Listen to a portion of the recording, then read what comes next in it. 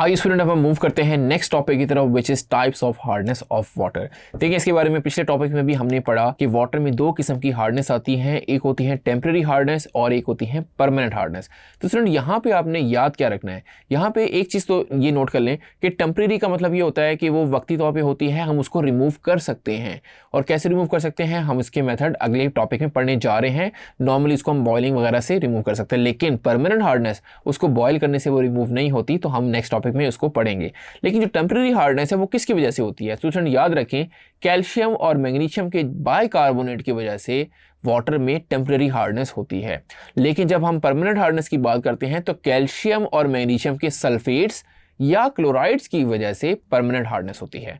So student, इनके बारे में हम पढ़ चुके हैं कि ये सल्फेट के सॉल्ट और बाइकार्बोनेट के सॉल्ट ये वाटर में कैसे आते हैं। मैंने पिछले टॉपिक में बहुत डिटेल में आपको इसको समझाया है।